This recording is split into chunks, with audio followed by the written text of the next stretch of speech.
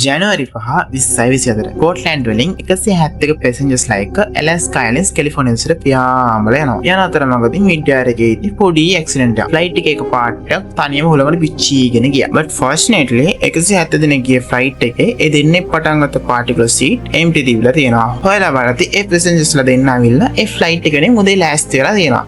but පොඩි issue delay වෙලා flight එක බෝඩ් කරගන්න බැරි වෙලා ගිහින් තියෙනවා. ඒත් ඒ වගේ පොඩි issue වෙලා delay වුණ නිසා තමයි එයාලා අද ජීවිතේ නතර ඉන්නේ. මේක තමයි the burn toast theory එක කියන්න හදන්නේ. basically මේ burn toast theory ඇවිල්ලා foreign concept එක. අපේ රටේ නමට තියෙනවා නම් අපි ඇවිල්ලා burn toast එක අයින් කරලා burn dosey theory කියලා තියාගමු. මේ burn dosey theory කියන්නේ මොකද්ද කියලා අහුවොත් අපි ඇවිල්ලා උදේසන breakfast එකට dose එකක් වත් කරනවා. අපි අනිත් පැත්තේ හැරලා බලද්දී ඒ dose එක කර වෙනවා.